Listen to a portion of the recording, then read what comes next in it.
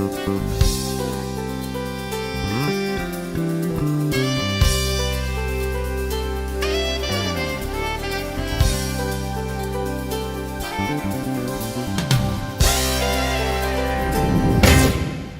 and welcome again to Piedmont Business Live. I'm your host, Ken Morrison. Today we're talking to Glen Coleman. He is the Chief Helper of Indoor Pollution Solutions. Glen, thanks for being with us today. Thank you. Tell me first, what is black toxic mold? It sounds awful. It's a meaningless term. Really? Yes. I wasn't there, but I'm pretty sure I know how it happened. Yeah? Picture a television reporter standing in front of a building and saying, now in this building there's, forget it, I'm saying toxic black mold, because they couldn't say Stachybotrys shatarum. I can see that. So it's a useless term. Anyone in the mold industry that uses it is trying to scare people. I don't want anyone to be scared. The first thing I tell people is, calm down. Freaking out is not allowed. Gotcha. So why is this mold so dangerous?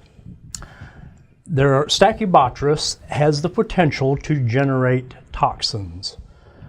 This chemical warfare, its purpose is to keep other molds away, but humans get caught in the crossfire. So there are 5 known molds that produce mycotoxins, and it's a health problem. Right. It can make people sick, and people with weakened immune systems could actually die. I see. So what are some of these symptoms that people may have that indicates that they do have a mold problem? One is headaches. Mm-hmm. Did you know that headaches are not normal? Yeah, well. They're not. Yeah.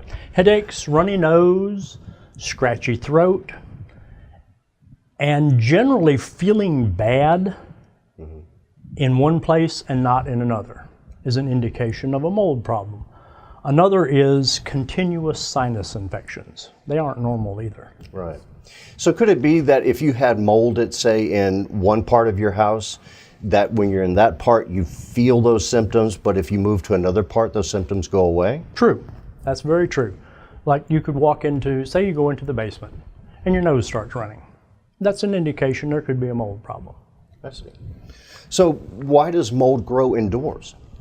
Well, mold is everywhere, and it's looking for 3 things: a little oxygen, a little moisture, and food. Food is everything organic, and our buildings tend to be made of organic materials. Gotcha. So it's a prime place for mold to grow. And I guess that's why you would find mold prominent in places like basements, where it tends to be cooler and damp. And yes, it's because the dew point is higher. Gotcha. Water can condense, and also there's lack of air movement helps mold to grow. Gotcha. So what's the difference between mold and mildew? In a nutshell, mildew is a polite name for mold. That's all there is to it.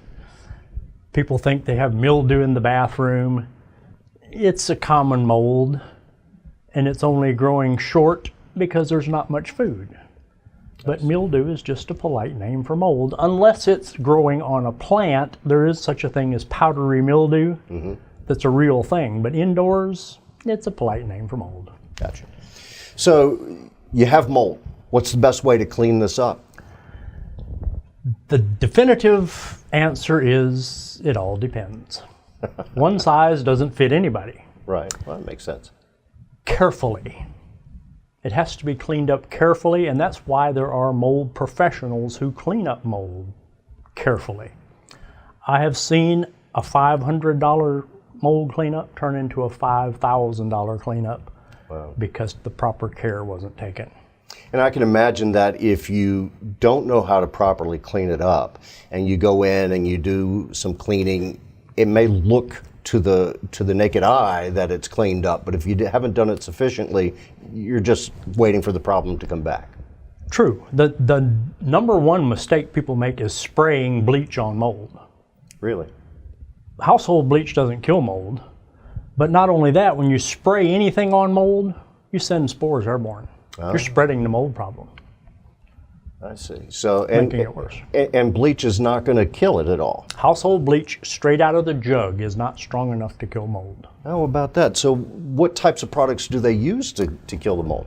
Professionals use EPA-approved fungicides. That's the best thing to use. I sometimes personally use swimming pool hydrogen peroxide when I'm cleaning up my own mold, because hydrogen peroxide at 10% will kill mold, and swimming pool hydrogen peroxide is at 27%. Gotcha. Okay, so let's say I have discovered mold in my house, and I know it's a problem from what I can see, and there's probably mold that I can't see. Who should I call first, and what should I expect them to do? If you have mold, call Glen first. You could save thousands, and here's why. Would you call a surgeon for a splinter? Of course not. You'd go to urgent care. Right. We're urgent care for mold. We don't actually do the mold cleanup. So we don't have the conflict of interest to come in and say, you have mold over here, we're going to tear out this wall. Right. We find out and answer the 5 things that everyone who suspects they have a mold problem needs to know. First is, do you really have a mold problem? Right. Where is it? How bad is it?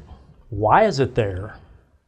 And then what to do about it, including the cause. Because if the cause of the mold is not taken care of first, it's guaranteed to come back. Come right back. And that's an interesting point that you make. Since you're not the one actually doing the cleanup, you have no vested interest in finding mold that's not there. True. So you're going to give that person an accurate view of what problem they have and maybe even what problems they don't have. And then they can take that information to the cleanup professionals. Yes, we provide a report that answers all of those questions, and then when they're submitting it for bids, everyone is bidding on the exact same thing, which is what we said in the report. We also become a client advocate. I've saved clients as much as $40,000. Wow. Because when a remediator wants to do something different than what's in the report, they don't go to the client, they come to me. Right. And I can be a bulldog. Bulldog's a good thing. And that's great, because those of us not in the profession, the cleanup people can come to us and say all kinds of things, but we wouldn't know one thing from another and wouldn't know how to respond. So having you there as the advocate is a tremendous relief. Absolutely. If you want to know more about mold and how to get rid of it, then please go call Glen. The number is at the bottom of this page. We'll also include email links, and you can have this advocate on your side if you have the unfortunate situation of having a mold problem yourself. Glen, thanks so much for sharing your story with us and for being here on Piedmont Business Live. We wish you continued great success. Thank you for the opportunity. Thank you for tuning in to Piedmont Business Live. We'll see you again next time.